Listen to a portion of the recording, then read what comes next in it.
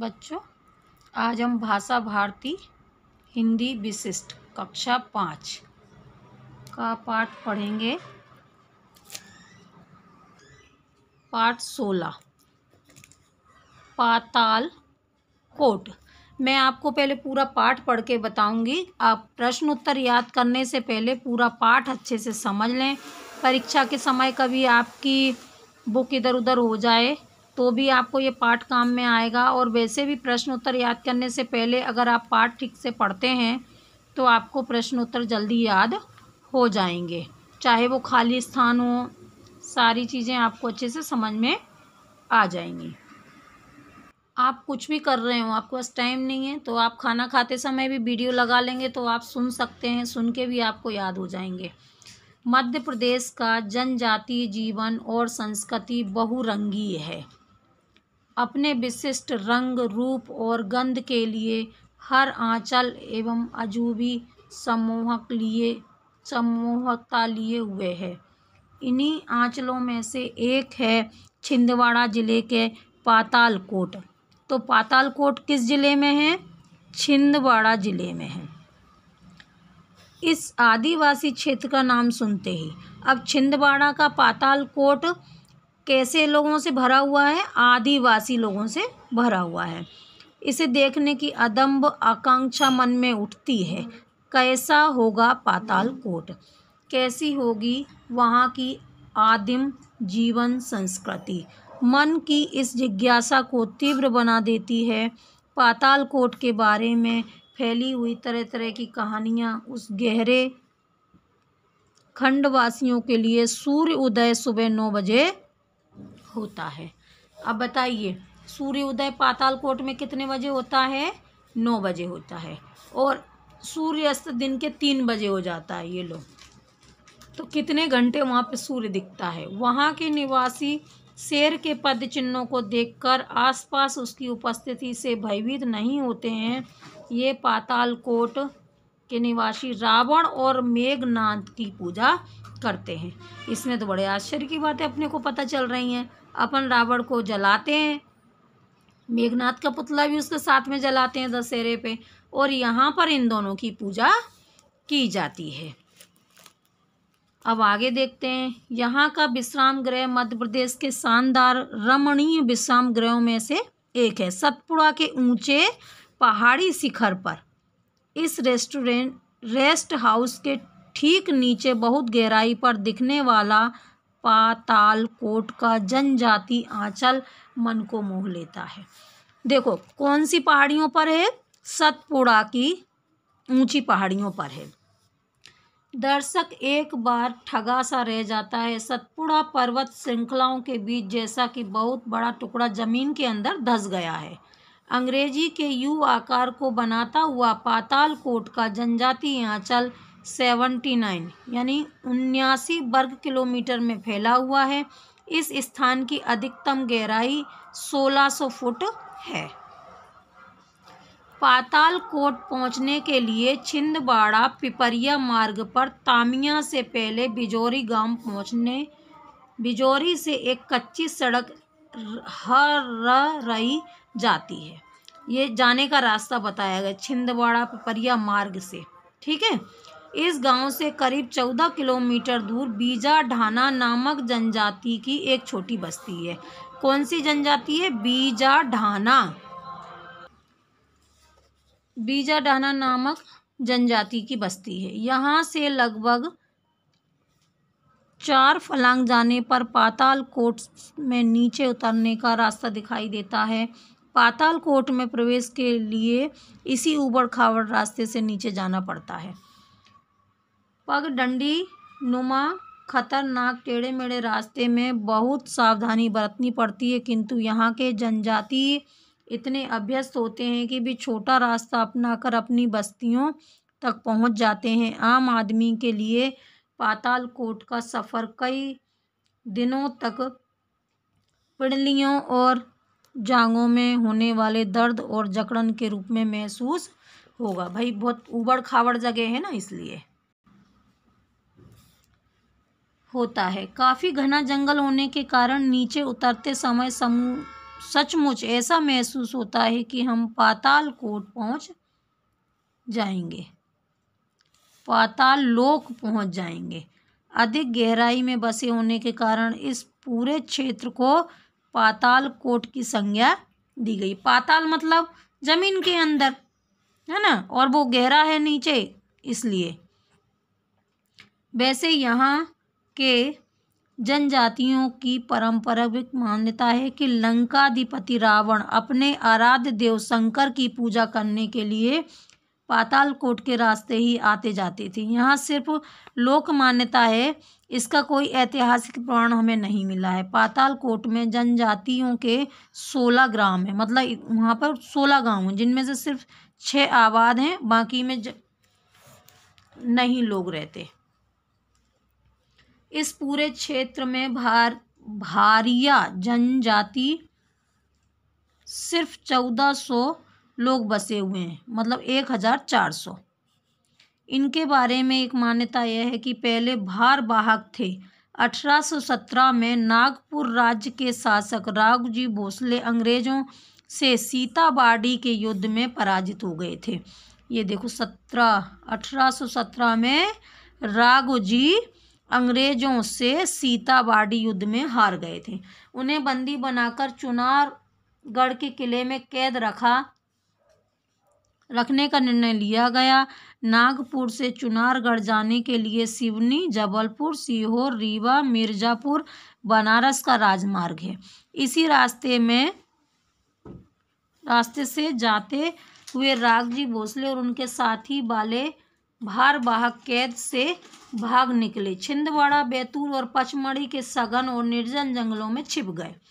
कुछ भारवाहक इस पातालकोट में घुस गए और यहाँ बस कर के ये कालांतर में भारिया कहलाने लगे। ये भारिया क्यों कहलाए, इसका इतिहास इसमें ये बताया गया है।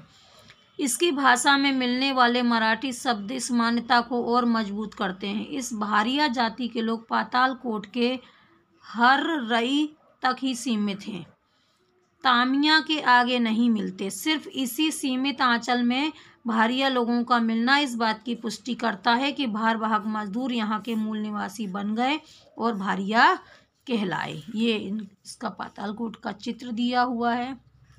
अब आगे देखते हैं। पातालकोट में इस समय करीब 350 परिवार हैं। यही खड्डा इनकी दुनिया है, इनकी जिंदगी है। बाहरी दुनिया से इनका कोई संबंध नहीं है। केवल सप्ताह में एक दिन गुरुवार को ही पातालकोट से निकल के छिंदी ग्राम में साप्ताहिक हाट बाजार करने आते हैं। अपनी वनोपज यानी जो जंगल में मिलती हैं वो मिट्टी के मोल व्यापारियों को दे देते हैं तथा नमक और कपड़ा जैसी जरूरत की चीज़ें खाकी कीमत चुका कर ले जाते हैं।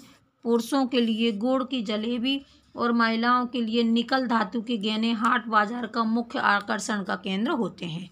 आपका एक क्वेश्चन ये भी बन सकता है कि वो बेचने क्या आते हैं, वो बेचने आते हैं वनोपज, वन में मिलने वाली चीज़ें, और खरीदते क्या हैं, नमक और कपड़े, और महिलाएं खरीदती हैं धातु के गहने।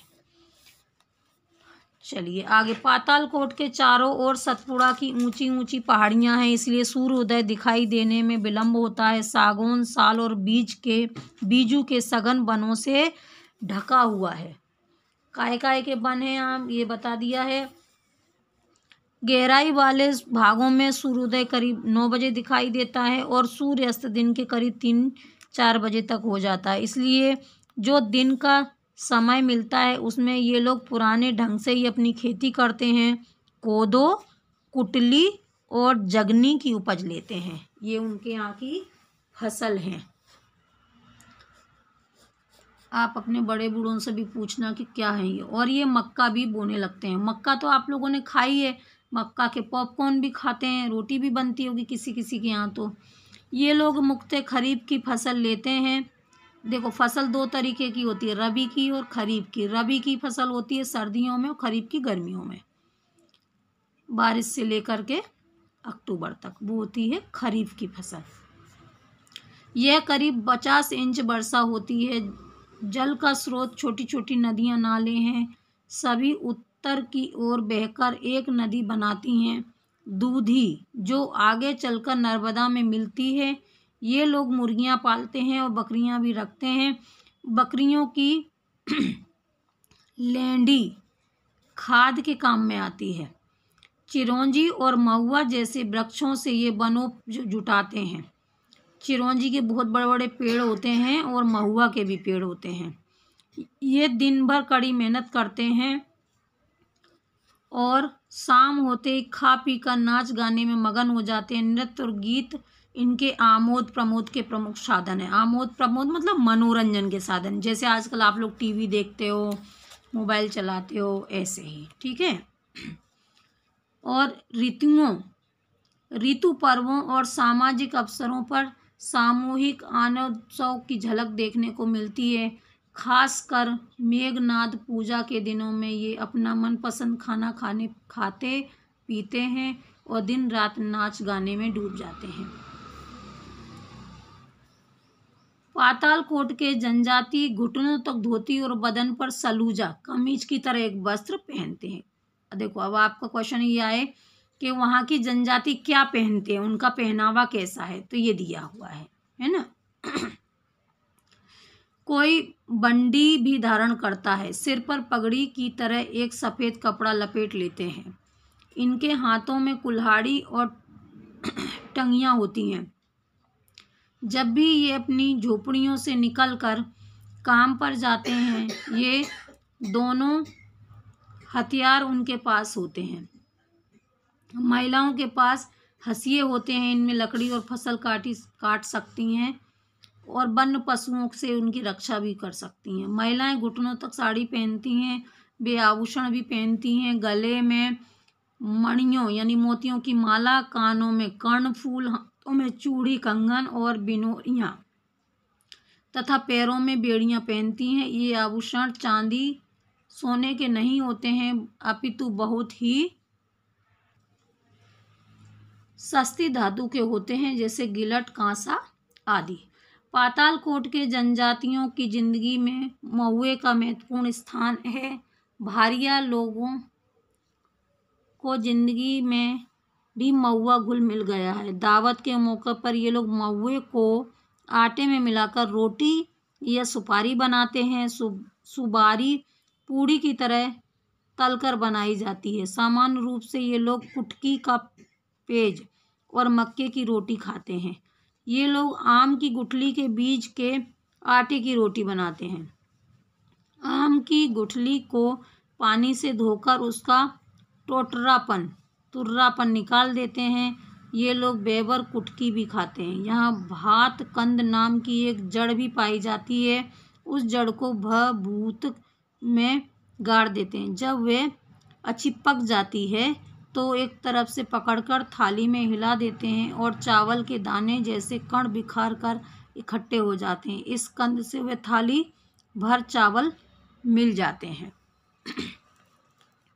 ये इनके खान पान के बारे में है पूरा पैराग्राफ कि वो क्या क्या खाते हैं। आप प्रश्नों के उत्तर में मन से पाठ पढ़ के भी लिख सकते हो। यहाँ कल का बिछड़ापन और आज के विकास की नई दिशा होते दोनों ही दिखने को मिलती हैं। यहाँ पहले आजूढैया पद्धति से खेती करते हैं, यानी जंगल काटते थे और आग लगाकर उसे जला देते थे और फिर उस जमीन के टुकड़े को में दाने बिखेर देते थे। बरसात होती थी और धरती माँ उपज दे देती थी। यहाँ के जनजाति कल का उपयोग करना नहीं जानते। जब तामिया में विकास खंड खुला तो इस क्षेत्र के जनजातियों को कृषि के लिए हल बैल दिए गए, परंतु ये हल उन्हें अपने घर के सामने सजावट के तौर पर रख दिए। जब उनसे पूछा गया कि हल का उपयोग जुताई के लिए क्यों नहीं करते हो, तो उन्होंने कहा कि धरती हमारी माता है, हम हल चलाकर उनकी वृक्ष नहीं चीरेंगे। मतलब वो कितना ज़्यादा सोचते हैं प्रकृति के बारे में। ये देखो एक चित्र दिया हुआ है एक व्यक्ति का। इस तरह की कई पुरानी मान्यताएं हैं जो टूटती जा रही हैं। यहाँ के आदिवासी खेती के नए तरीके सीखने लगे हैं। शिक्षा और व्यवस्थाएं सेवाएं शुरू हो चुकी हैं। वन संरक्षण और विकास की दिशा में प्रयत्न हो रहे हैं। पंचायत और सामुदायिक विकास की कई योजनाएं क्रियान्वित हैं। रोपनी पद्धति के दृश्य सिर्फ मनोरंजन के लिए नहीं वरन इस उपजित जनजाति आंचल की जागृति का आश्वासन देते हैं। बिजली का लंबा खंभा पातालकोट में लग गया है। वहां आज जो बल्ब जलता हुआ दिखाई देता है वह इस बात का प्रतीक है कि नई रोशनी से पातालकोट निश्चित रूप से जगमगाएगा। देखो, सूर्य तो बहुत कम दिन के लिए आता है, 9 बजे आता है, 3 बजे चला जाता है, तो थोड़ा सा लाइट की रोशनी में कुछ वो और कर सके। इस तरीके से आपका ये पाठ अब खत्म हो गया है। अब आगे अपन देखते हैं कि इसमें क्या है। अब आगे है आपका ये अभ्यास। अभ्यास में दिया हुआ है निम्नलिखित शब्दों के अर्थ शब्दकोश से खोजकर लिखिए। तो इसमें मैं आपको ये लिख करके बता देती हूँ। जनजातीय, जनजाति मतलब अनुसूचित जनजाति। ये जातियों के नाम है, अनुसूचित जाति और अनुसूचित जनजाति। संस्कृति, सभ्यता, जीवन पद्धति। हम संस्कृति को सभ्यता भी बोल सकते हैं और जीवन पद्धति भी बोल सकते हैं। बहुरंगी, अनेक रंग का। विशिष्ट में आएगा विशेष। आंचल में आएगा क्षेत्र या भू भाग। अदम्भ में उग्र, बहुत प्रबल। तिलस्मी, कारनामा, करामती, चमत्कारी। अपेक्षित, उपेक्षित, जिसकी उपेक्षा की गई है।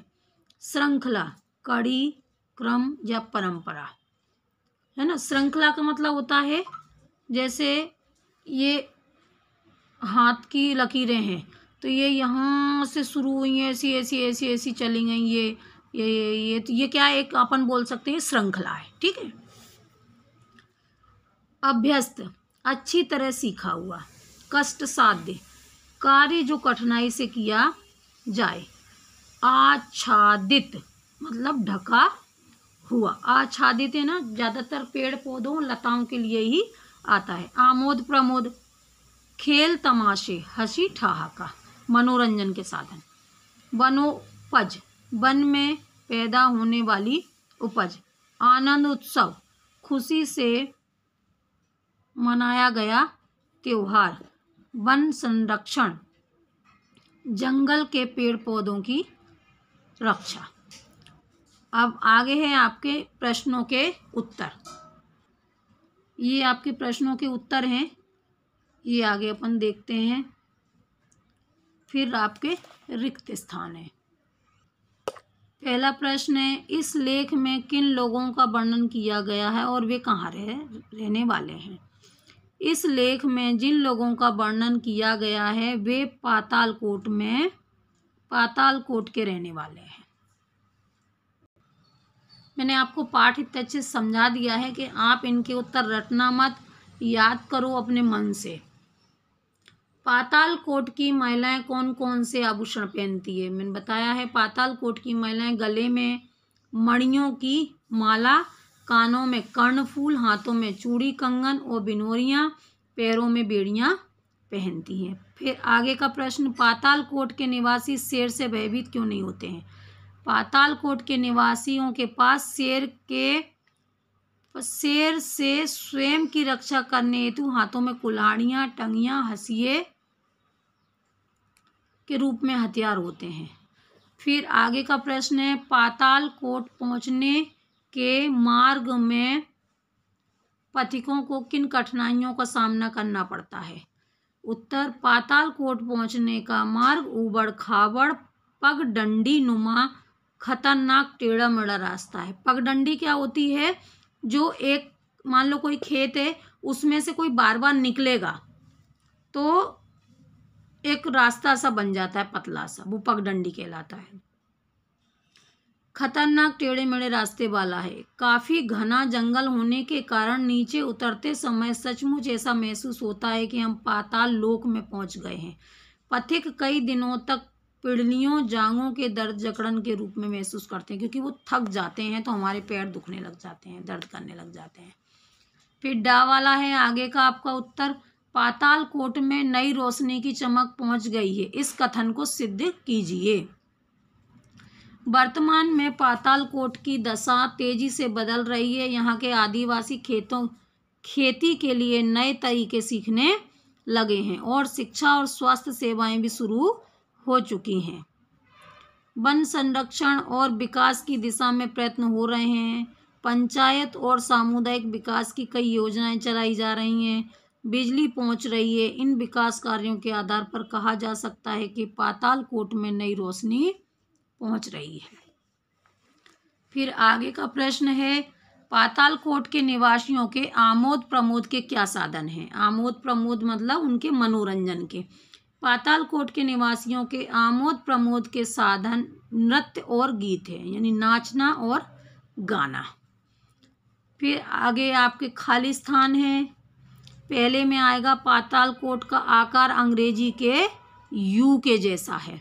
पाताल कोट का क्षेत्रफल कितना है? 79 यानी 79 वर्ग किलोमीटर है। पाताल कोट के जनजाति रावण और मेघनाथ की पूजा करते हैं। फिर आगे है, पाताल कोट के जनजातियों के भोजन और पहनावे का संक्षिप्त वर्णन कीजिए। तो पहले हम भोजन देख रहे हैं इनका। पाताल कोट के निवासी दावत के मौके पर महुए को आटे में मिलाकर रोटी या सुवारी बनाते हैं, जो पूड़ी की तरह तलकर बनाई जाती है।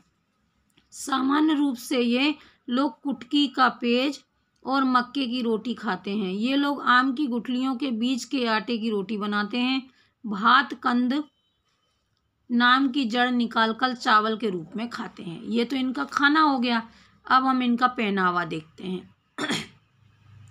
पुरुष घुटनों तक धोती और बदन पर सलूजा पहनते हैं। कोई कोई बंडी भी धारण कर लेते हैं। सिर पर पगडंडी की तरह एक सफ़ेद कपड़ा लपेट लेते हैं। महिलाएं घुटने तक साड़ी पहनती हैं। आभूषणों में गले में माला, कानों में कर्णफूल, हाथों में चूड़ी कंगन और पैरों में बेड़ियां पहनती हैं। फिर आगे का प्रश्न है, पाताल कोट में कितने समय तक दिन रहता है? तो सही विकल्प चुनना है। सुबह 9 से 3 बजे तक। आगे का प्रश्न है, निम्नलिखित वाक्यों को स्पष्ट कीजिए। वहां के निवासी शेर के पद चिन्हों को देखकर आसपास उसकी उपस्थिति से भयभीत नहीं होते हैं। इसका उत्तर अभी मैंने आपको पीछे बताया है। प्रश्न नंबर 2 निकाल लेना। प्रश्न नंबर 2 का गा उत्तर मैं आपको दिखा देती हूँ। ये उत्तर है आपका, है ना, अभी पीछे मैंने बताया है, आप इसको पढ़ लेना। आगे प्रश्न आपका, नई रोशनी से पाताल कोट निश्चित रूप से जगमगा उठा। प्रश्न नंबर 2 का डा मैं ये भी आपको दिखा देती हूँ और ये भी आपको बता देती हूँ। पाताल कोट के स्त्री पुरुषों के पहनावे पर प्रकाश डालिए, दोनों बता रही हूँ। ये आपका डा वाला है, इसका प्रश्न अभी बताया। और उसके बाद ये आपका पहनावा और भोजन वाला है।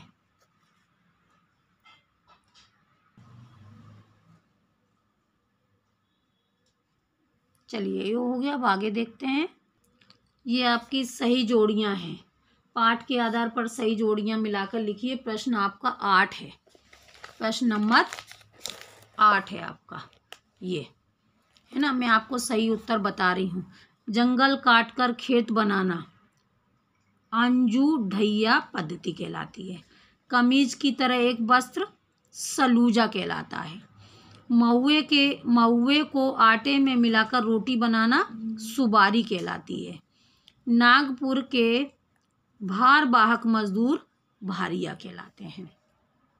अब आगे आपका दिया हुआ है भाषा अध्ययन। निम्नलिखित शब्दों को उच्चारण कीजिए और उन्हें वाक्यों में प्रयोग कीजिए।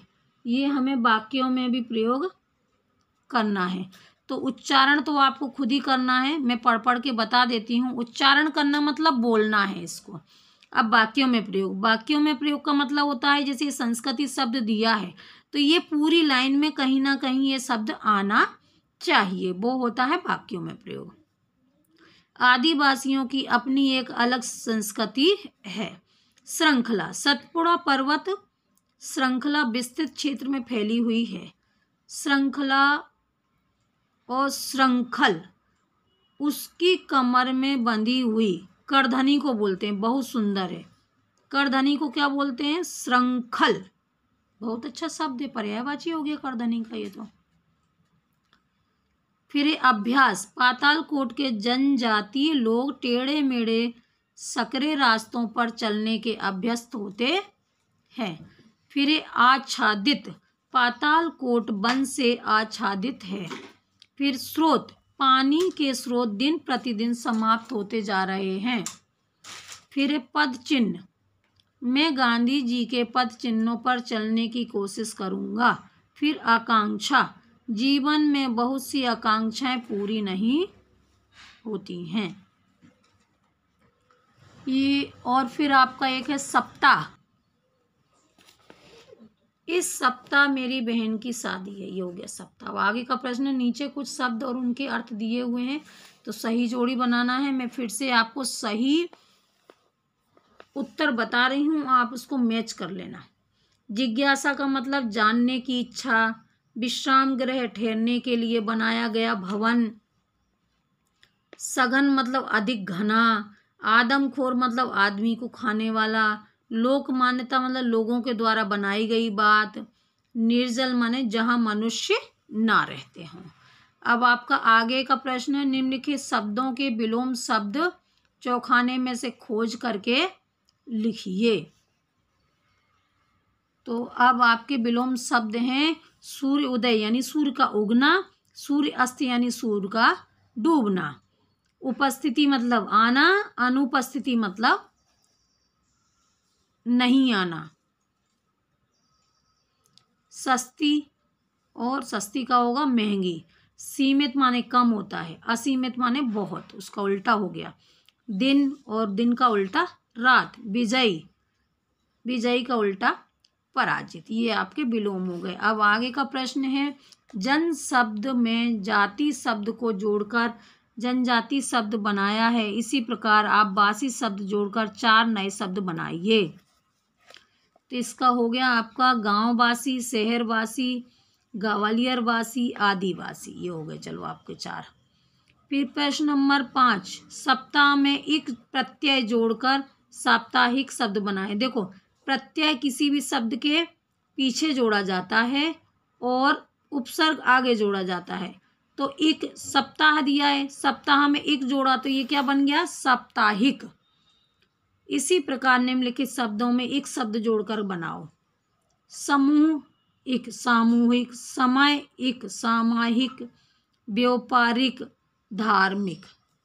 ये हो गया आपका। आगे प्रश्न नंबर 6 है, निम्नलिखित शब्दों में यथा स्थान अनुस्वर और अनुनासिक चिन्ह का प्रयोग कीजिए। पहले मैं आपको बता दूं, अनुस्वर क्या होता है?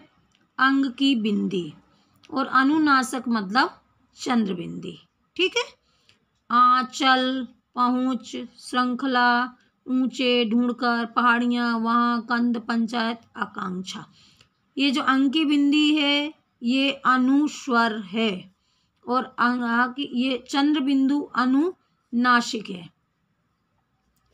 अब आपका निम्नलिखित शब्दों में से हिंदी समानार्थी शब्द लिखिए, मतलब इनके जो समान अर्थ वाले हैं। हथियार, अस्त्र शस्त्र। सफर, यात्रा।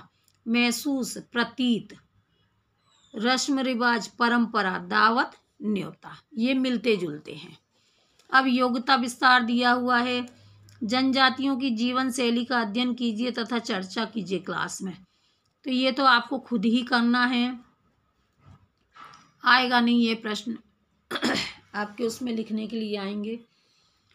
फिर दूसरा है, पातालकोट के समान ही जनजातियों का एक अन्य क्षेत्र है अबूझमाड़। इस क्षेत्र में जनजातियों के संबंध में जानकारी लीजिए। तो इसके बारे में हम आपको बताए दे रहे हैं। अबूझमाड़ बस्तर जिले के अंतर्गत आता है। यह अबूझमाड़ियों या हिक माड़ियाँ जनजाति निवास करती है। इनके गांव अधिकतर नदियों के किनारे अथवा पहाड़ी ढलानों पर पाए जाते हैं। इनके घरों के चारों ओर एक बगीचा होता है जिसे केला, सब्जी और तंबाकू उगाई जाती है। इनके खेत ढलवां भूमि पर होते हैं, वहाँ धान उगाई जाती है। यहाँ लोग स्थानांतरित कृषि करते हैं। यहाँ पर साइनस हॉर्न नृत्य प्रसिद्ध है। यहाँ का बाइसन हॉर्न नृत्य प्रसिद्ध है। इस नृत्य में यह लोग गाय या भैंस के सींग लगाकर नाचते हैं। यह लोग अपने नाम के साथ मुंडा शब्द जोड़ते हैं। अब आगे है आपका जनजातियों के विकास के लिए सरकार द्वारा क्या क्या प्रयास किए जा रहे हैं, जानकारी प्राप्त कीजिए। चलिए देखते हैं। सरकार द्वारा जनजातियों के विकास के लिए विभिन्न योजनाएं चलाई जा रही हैं जिसमें वह अपना विकास कर सकें। पढ़ाई के क्षेत्र में उन्हें कई सुविधाएं दी जा रही हैं। साथ ही उनके रहन सहन, रोजगार हेतु कई विशालकाय योजनाएं सरकार द्वारा संचालित हो रही हैं, चलाई जा रही हैं। बच्चों को छात्रवृत्ति यानी पैसे दिए जाते हैं। नौकरियों में आरक्षण दिया जा रहा है ताकि वे समाज के में अपना वर्चस्व बना सकें, अपने आप को प्रस्तुत कर सकें। अब आगे प्रश्न है, वस्तुनिष्ठ पातालकोट में जनजातियों के कितने ग्राम हैं? तो 16 गांव हैं। पातालकोट में भारिया जनजाति के कितने लोग बसे हुए हैं? तो 1400 लोग बसे हुए हैं। पातालकोट के लोग आम की गुठलियों के बीज के आटे से बनाते हैं, रोटी बनाते हैं। इस तरीके से आपका ये पाठ खत्म हो गया है। अब मैं आगे का पाठ आपका पाठ 17 राष्ट्र के पैरी कराऊंगी। जब तक आप ये पाठ पढ़ना, पहले आपको टाइम ना मिले तो आप खाना खाते समय, कुछ काम करते समय भी वीडियो लगा देंगे तो सुन सकते हैं। आप अपने दोस्तों को और जो भी पढ़ने वाले हैं उनको बता सकते हैं। इसमें सब तरीके के वीडियो डले हुए हैं, व्याकरण के भी, इंग्लिश के भी, गणित के भी, 10वीं 12वीं तक के, बायो के भी, सब डले हुए हैं। कृपया इसको सब्सक्राइब कर लें चैनल को, जिससे कुछ भी डाला जाएगा 5वीं क्लास के और आगे पेपर डालेंगे हम लोग, वो आपको जल्दी से जल्दी मिल जाएंगे। धन्यवाद।